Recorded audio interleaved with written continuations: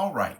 So we've already discussed the first dichotomy, which is extroversion and introversion. As a reminder, that's about where we get our energy.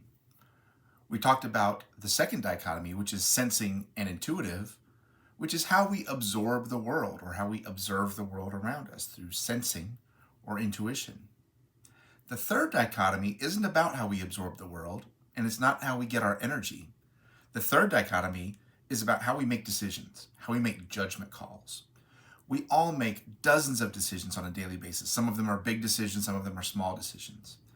But Jung and Isabella Briggs Myers think that subconsciously we are broken again into two groups: a group that leads with thinking or leads with feeling.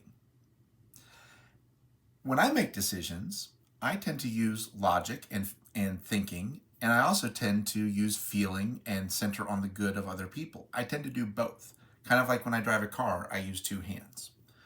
But the idea is that when I'm not in a quiet place where I get to analyze a decision, get to really pick apart a decision, but when I'm making daily decisions all the time, subconsciously, I'm sort of going with feeling or I'm going with thinking.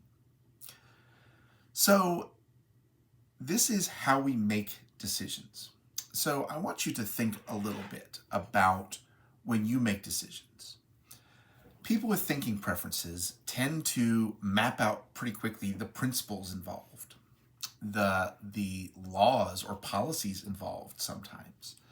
Tend to think about what's the most practical outcome, the most logical way forward.